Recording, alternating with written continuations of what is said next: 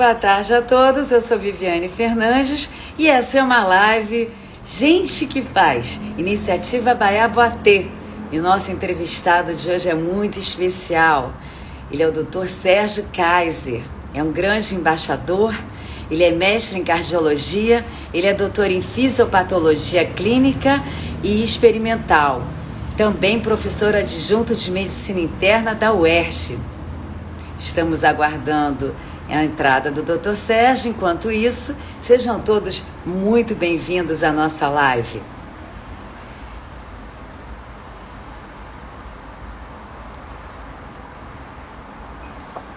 Lembrando que depois a live será salva e vocês poderão revê-la pelo Instagram dos Embaixadores Rio. Nosso querido Dr. Sérgio Kaiser já entrou, já me fez um convite. Vou aceitar aqui para começarmos o nosso bate-papo.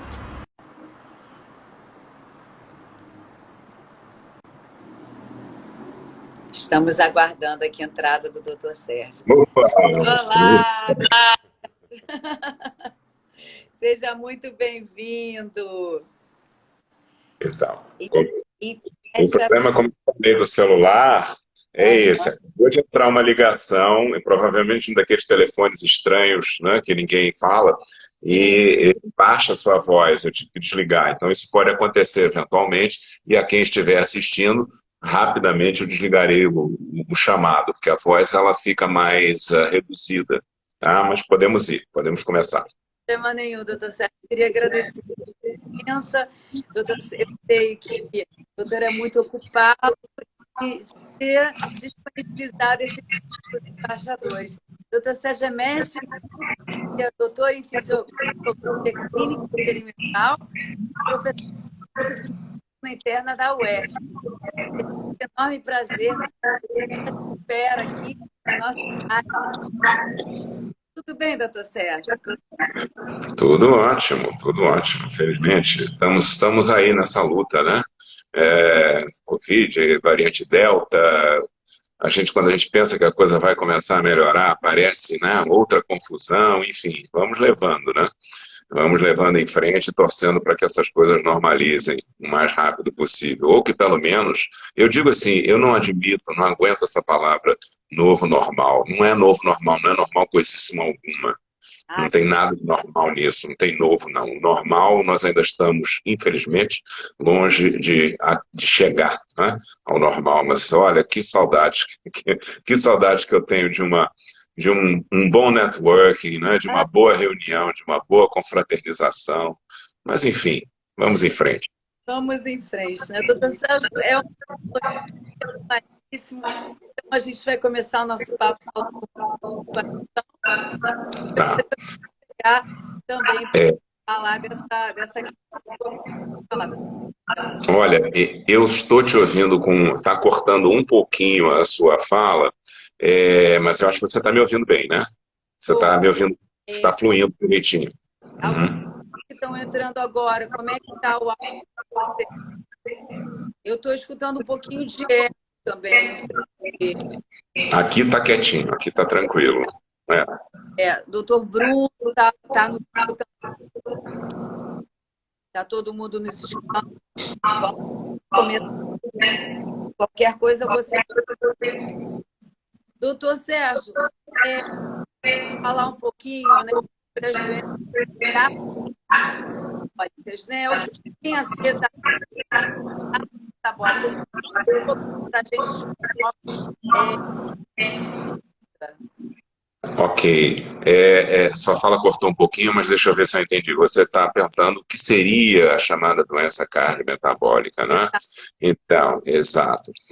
Na verdade, essas condições que envolvem, né, uma série de alterações, de modificações influenciadas pelo meio ambiente, que levaram a uma grande mudança no nosso estilo de vida, elas implicam no surgimento de uma série de condições interrelacionadas. A gente sabe, por exemplo, hoje, obesidade, diabetes, doença cardiovascular, doença renal crônica, como consequência de hipertensão ou diabetes, todas essas condições, elas acabam se interrelacionando.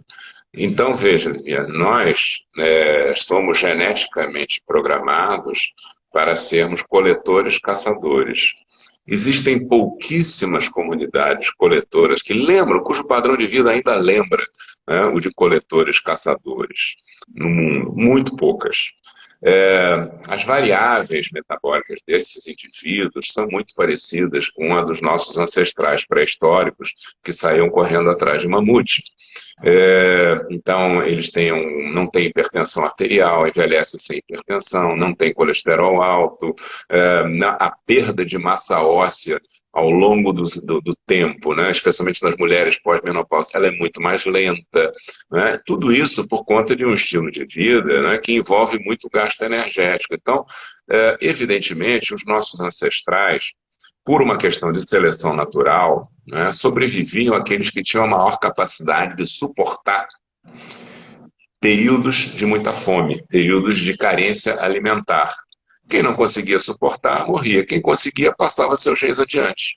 E assim, nós somos hoje herdeiros, né, de digamos assim, uma espécie humana que foi capaz de sobreviver porque consegue armazenar melhor energia.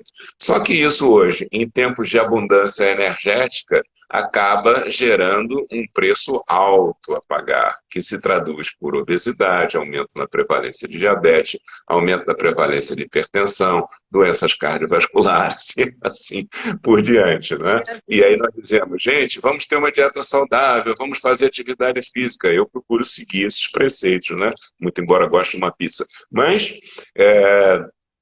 a gente procura seguir pelo menos um padrão de vida que nos deixe próximo, né? E sempre recomenda isso aos nossos pacientes. O quanto isso é difícil, né? De se conseguir, né? De se seguir, né? Esse padrão de vida. Essa mudança de hábito são né?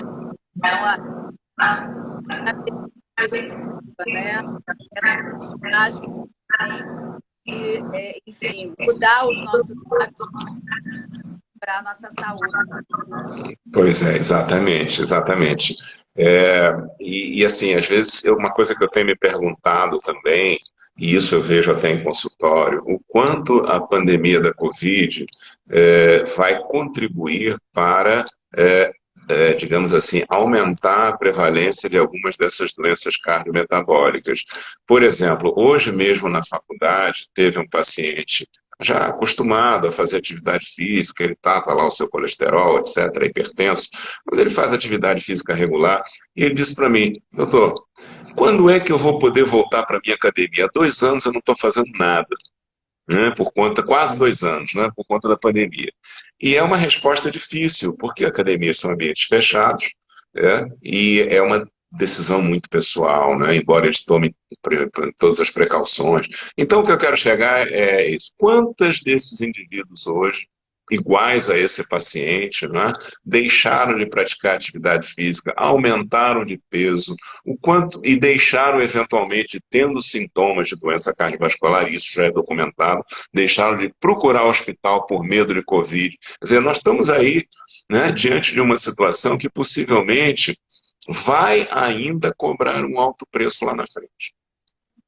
Isso sem falar na Covid longa, né? Dos sintomas, né? Das repercussões, né? A longo prazo, que é outra coisa que tem se investigado também. Quer dizer, nós na área da cardiologia ou na área da cardiometabologia vamos ter muito trabalho daqui para frente, viu?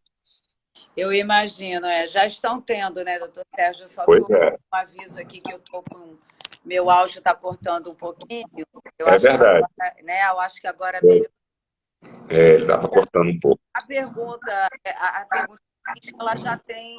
ela já está ligada ao que a gente está conversando, né? Seriam os riscos ligados à pressão alta, né? Passando aí. Agora cortou. Agora cortou. Entendeu? Só um minutinho. Fica aqui do telefone. O seu? Então, doutor Sérgio, voltando à conta, melhorou. Estava pensando, infelizmente, nós tivemos aí problemas um pouco maiores do que o normal, em função até da própria pandemia, né? Que as pessoas deixaram de fazer exercícios, deixaram de se alimentar corretamente, ficaram mais ociosas, né? E aí, consequentemente, os problemas aumentaram, como o doutor mesmo colocou, deixaram de ir até num próprio hospital, com receio do Covid, né? E, consequentemente, isso foi virando uma bola de neve.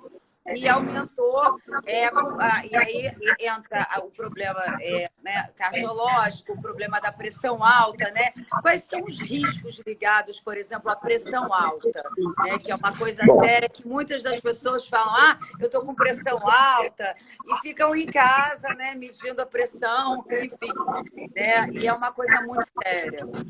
Bom, o primeiro risco, né, da pressão alta é que ela não dá sintomas. Então, frequentemente, isso é rotina, se você vê todo dia. Doutor, olha, eu tive um estresse, eu estava com estresse, quando eu fui medir minha pressão estava muito alta. Mas você já tentou medir a sua pressão fora desse momento de estresse? Doutor, eu tenho tido uma dor aqui, não sei o que, a dor na nuca, quando eu vejo a pressão está alta. Se você já verificou a sua pressão fora desse momento que você está com a dor na nuca, porque, na verdade, a pressão, nesse momento, a pressão alta, ela não é a causa, ela é consequência de um fenômeno. Dor provoca pressão alta, ansiedade provoca pressão, mas são elevações transitórias. Porém, a hipertensão arterial, que hoje é uma condição prevalente, você tem no Brasil aí aproximadamente pelo menos 35% da população brasileira tendo hipertensão arterial, sofrendo de pressão alta, essa é silenciosa. Essa você só consegue detectar verificando a pressão arterial. É claro que existem alguns fatores, como, por exemplo, pacientes com obesidade, tem mais propensão a hipertenso, história familiar. Mas então, o risco maior da pressão arterial, primeiro, há uma ligação direta de hipertensão arterial com acidente cerebrovascular, com AVC. Né? O risco é linear, aumenta proporcionalmente. Né?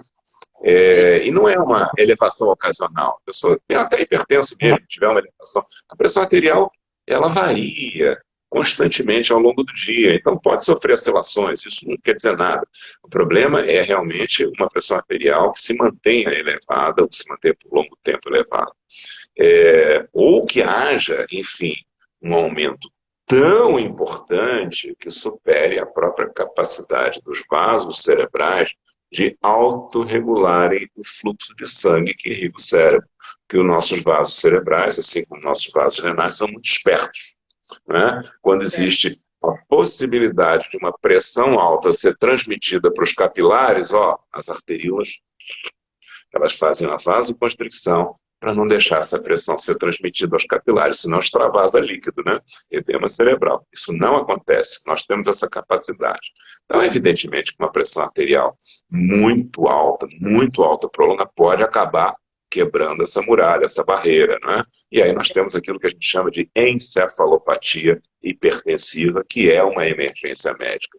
Mas na grande maioria dos casos, a gente lida bem com isso. Agora, as consequências a longo prazo, isso sim, hipertrofia do coração, aumento do coração, né? Aumento da parede,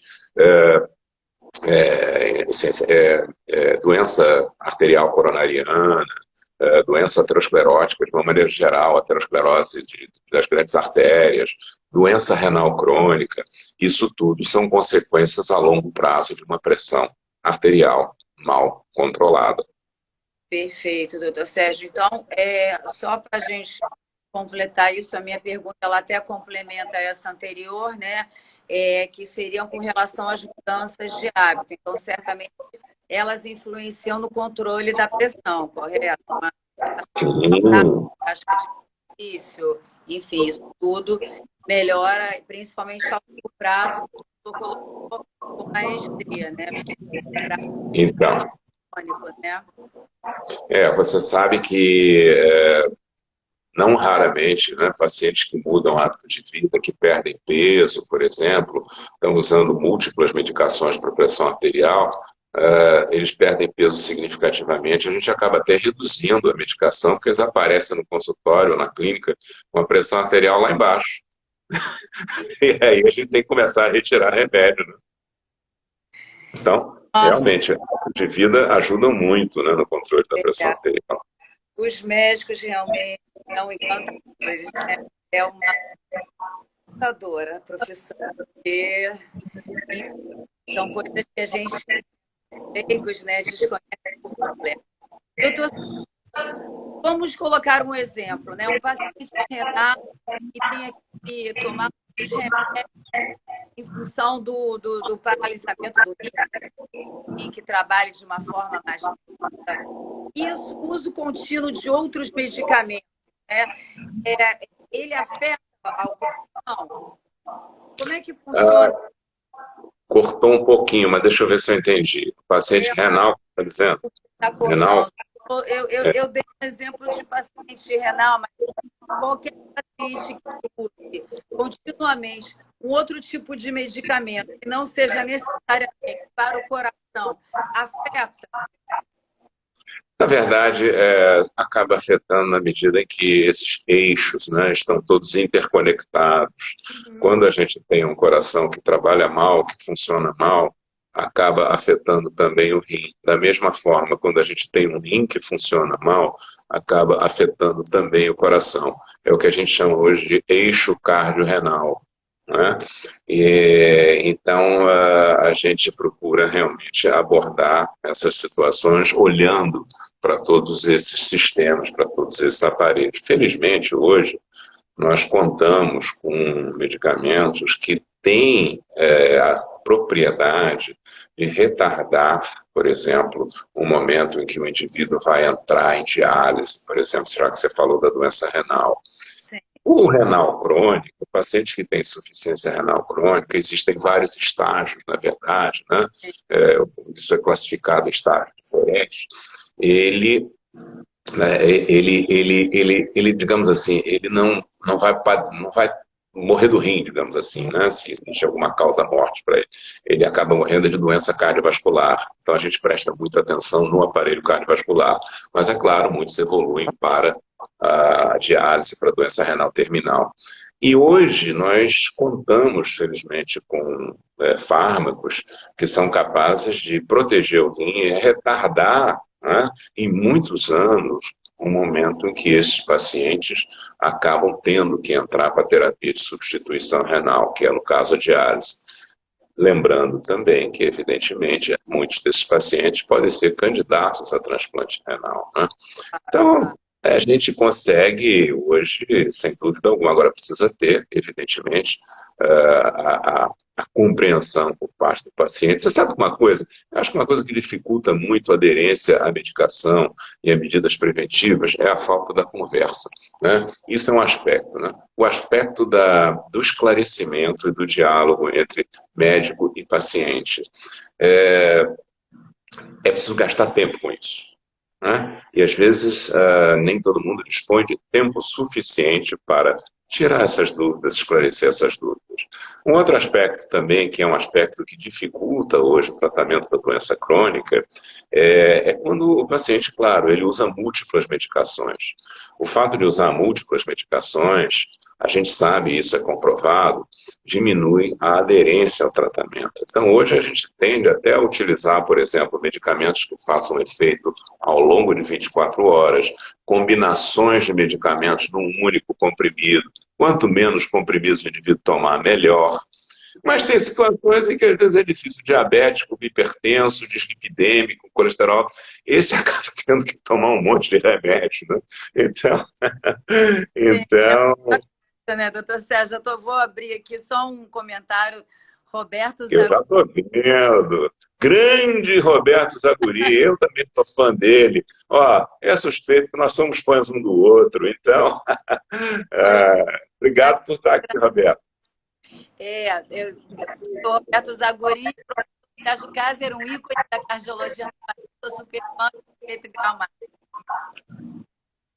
Você tem todo o meu respeito também, meu querido. Você e teu pai também, o doutor Leão Zaburi, um grande endocrinologista também, e essas virtudes são herdadas pelo filho dele, que está de vento em popa. Coisa boa. Por mais médicos, né? Exatamente, exatamente. Doutor Sérgio, mudando para um assunto que também está muito, né, que é a questão da, da, da obesidade. Conta um pouco isso, né? Fala um pouco para nós, né, para entender um pouco sobre está sendo falado muito, epidemia da obesidade. Na verdade, a obesidade é uma pandemia mesmo, né? E hoje, se você for ver no Mapa Mundi, os últimos dados que eu tenho registrados, quer dizer, publicados, foram de 2019, se você olhar o planisfério, né? Onde é que estão as regiões onde mais de 20% da população está obesa ou tem sobrepeso, né? A gente vai ver que só escapam Ásia, Sudeste Asiático, China, Japão e África Central e África Subsaariana, por motivos diferentes, né? Na África Central, na África Subsaariana, com as condições são um pouco diferentes, por exemplo, da Ásia. Mas no resto do planeta, a gente vê uma prevalência muito maior. Se você for olhar, né, qual era a prevalência da obesidade em 1975, qual é agora, se você for atribuir cores, né, o que era antigamente cor amarelo ou cor laranja, está tudo ficando cor vermelha. Então, é uma prevalência muito alta de obesidade, né? Cada vez crescente, cada vez maior, especialmente sobrepeso e obesidade. Isso, evidentemente, sim, outro detalhe, né? Essa prevalência, essa distribuição, ela não é equitativa. Embora nos Estados Unidos, os Estados Unidos sejam um campeão de obesidade, você tem, por exemplo, uma distribuição maior de casos de obesidade em países emergentes, né? Em países de média para baixa renda. E isso, evidentemente, leva também a uma desproporção na distribuição da prevalência de diabetes. Diabetes também está muito ligado à obesidade, né? E você acaba encontrando, por exemplo, uma prevalência maior de diabetes em países de média para baixa renda do que em países de alta renda. O que faz, evidentemente, o que provoca uma sobrecarga do sistema de saúde desses países, né? Uma dificuldade maior de lidar com esses pacientes, e você encontra tabagismo, você encontra obesidade, você encontra doenças cardiometabólicas mais prevalentes exatamente em quem tem uma renda mais baixa, né? É um problema. Perfeito.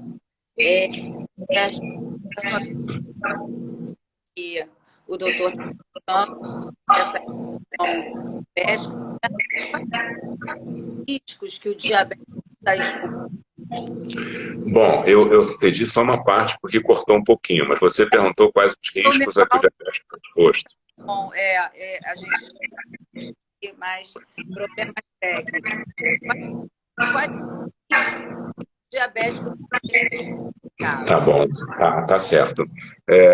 Bom, até eu estou com um ilustre endocrinologista aí na plateia, então, Roberto, se eu falar alguma bobagem, você me corrige, tá?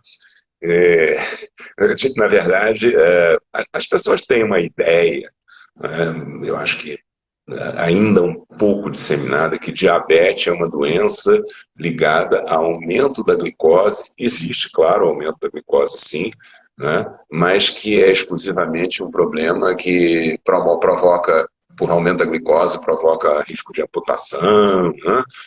Sim, isso acontece, é o que a gente chama de doença da microcirculação. Mas o maior risco do diabetes, na verdade, é o risco de doença cardiovascular. Por exemplo, existe um estudo que foi feito em quase 10 mil pessoas de 13 países diferentes, inclusive no Brasil, chamado Estudo Capture. Esse estudo, ele mostra que... Opa, entrou uma ligação dessas clandestinas aqui, tá vendo? Desliguei. Esse estudo, ele mostra que você, por exemplo, 46% dos diabéticos no Brasil, 46,4% para ser mais preciso, são portadores de doença cardiovascular, né? E dentre estes, 9 em cada 10 têm doenças que a gente chama cardiovasculares ateroscleróticas, ou doença de artéria coronária, ou doença das carótidas por aterosclerose das carótidas, enfim. Então, é a mais frequente. Um outro problema que é também prevalente, que se torna também um problema importante, é que o indivíduo com diabetes, ele tem 2,5 vezes mais risco de ter insuficiência cardíaca do que o paciente não diabético. Então, é uma outra complicação também bastante importante. A terceira, uma outra complicação também muito prevalente, que é, por exemplo, nos Estados Unidos hoje a principal causa de insuficiência renal é o diabetes, a nefropatia diabética. Então o rim também sofre com diabetes. No Brasil há uma competição aí entre hipertensão arterial e diabetes, mas eu acho que o diabetes está ganhando já, está começando a ganhar essa briga, sabe? Já está começando a dar mais insuficiência renal do que a própria hipertensão arterial, é uma sensação que eu tenho. Eles não têm esses números com precisão. Mas, de qualquer forma, são aí os principais sistemas. Agora, tem o da microcirculação, sim. Isso está muito ligado à glicose, realmente. Se a gente controla bem a glicose, a gente diminui o risco do paciente fazer essas alterações ligadas aos pequenos vasos, amputação de membros, cegueira, não é? Retinopatia, isso está muito ligado realmente ao controle da glicose. Agora, antes do indivíduo virar diabético, ou seja, naquele estágio em que o pâncreas já está falhando, né? Antes dele virar diabético, estou falando de diabetes tipo 2, não é o diabetes juvenil tipo 1, que era o chamado infanto juvenil. Antes do indivíduo virar diabético, disse assim, o tic-tac do relógio da doença das artérias já está, né, rodando. O indivíduo já está desenvolvendo a doença antes mesmo do pâncreas falhar. Quando o indivíduo ficou diabético, já é um estágio mais avançado. Antes dele, existe um outro estágio, que é exatamente o que a gente chama de estágio de resistência à insulina ou pré-diabetes, que também é uma condição cardiometabólica que predispõe à doença cardiovascular. Puxa, Perfeito, doutor Sérgio. Não, maravilhoso, esclarecedor. Essa sua sabedoria, né? Porque nem todo mundo, como doutor, mas eu procuro um médico. Então, às vezes, algumas dores não procuram. Quando infelizmente está nos médicos, chega até muitas vezes sobre esse evita. Olha, agora cortou muito, tá? Estou quase fazendo uma leitura labial aqui. Agora deu uma cortada muito na tua conexão aqui. Eu estou com esse eco na live agora, né? Café da manhã do corpo e agora a gente não consegue resolver. Então vamos lá, vamos continuar essa última pergunta. Não pode deixar de falar de Covid, né? Covid. Qual é a repercussão do coração, doutor Sérgio?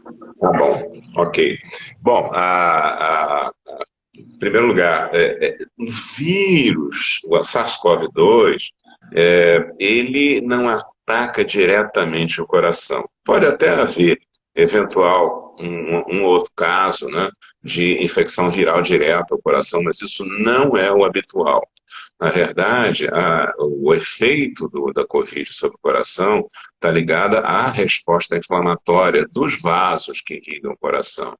Porque se diz o seguinte, os vasos sanguíneos, as artérias, às vezes, elas têm uma camada, né, uma espécie de barreira que separa, né, o seu interior do sangue circulante. Essa barreira, na verdade, que é o chamado endotélio vascular, é uma camada de células, uma camada unicelular, né? E que ela, na verdade, mantém o sangue fluido, impede o sangue de se coagular, impede que respostas inflamatórias, né, sejam manifestas e que lesem essa camada. Quando você tem um endotélio ativado, digamos assim, por alguma situação de agressão, e aí ele começa a produzir uma série de substâncias, né, que é uma forma também do próprio vaso se defender, e substâncias inflamatórias, começa a produzir mediadores inflamatórios, começa a produzir mediadores de coagulação, de trombose, né? E tudo aquilo que ele faz, ele passa a fazer o contrário.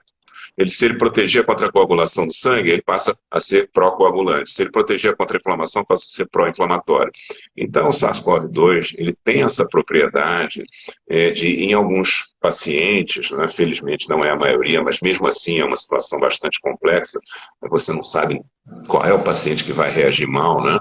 Ele tem uma resposta inflamatória do endotélio vascular, do endotélio dos vasos, muito forte. O vírus entra, né, pelo pulmão, entra pela via respiratória, né, ele pode atingir, então, a circulação do sangue e aí essa resposta inflamatória se espalha, né, por vários órgãos através do endotélio vascular, o que eles chamam de endotelite. É uma das explicações, é uma inflamação generalizada, digamos assim, do endotélio. Mas existem alguns órgãos que são preferenciais, como, por exemplo, o pulmão, né? O coração, então, ele é agredido sob essa forma. Pode ocorrer, por exemplo, o que a gente chama de miocardite. Essa miocardite é uma inflamação dos vasos, na verdade, do coração, mas provocada por essa inflamação dos vasos, e ela se traduz, né, por uma elevação de enzimas que são liberadas pelo coração, são as troponinas, né? A troponina aí que é a mais utilizada. Quando você tem uma elevação significativa de troponina no sangue do paciente, né, você faz isso por dosagem laboratorial, isso tem um valor prognóstico, isso já chama a atenção da gente, porque esse paciente ele pode evoluir mal. Entendeu? Então, essa é uma das possibilidades. E existem também complicações trombóticas de uma maneira geral, né, e que não são diretamente ligadas ao coração, mas ligadas a essa propensão ao sangue a se coagular mais após uma infecção, durante ou após uma infecção de Covid. Muito embora, né, é bom que se diga, a gente não indica anticoagulação plena em pacientes com Covid que não tenham uma evidência de trombose detectável. Essa história de ficar dando anticoagulante oral para o paciente, isso aí não, de modo algum. A gente usa anticoagulante profilático em quem está internado, é outra história, né? Heparina profilática, como uma conduta que a gente usaria em qualquer paciente internado em UTI, etc. Mas em pacientes, a gente vê às vezes, por exemplo, pacientes que fazem até complicações trombóticas tardias, né? Eu não me esqueço do caso de um paciente que já tinha tido sua Covid, nem chegou a ser internado, né? Mas 2 semanas depois ele desenvolve um quadro de doença coronariana aguda e teve que ir a cateterismo de urgência no hospital, né? Já tinha sido curado da sua Covid, aparentemente, né? Quando ele foi a cateterismo, porque ele fez um quadro agudo, né, o médico, na hora de colocar um stent na coronária, né, ele passou o fio-guia, o sangue coagulou em volta do fio-guia, né, e começou a fazer um processo de trombose aqui naquelas artérias coronárias.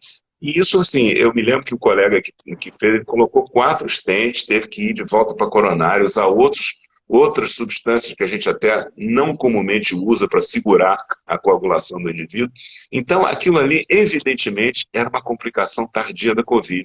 Uma síndrome coronariana, quando você faz um cateterismo, desencadeia uma resposta louca do sistema de coagulação, né?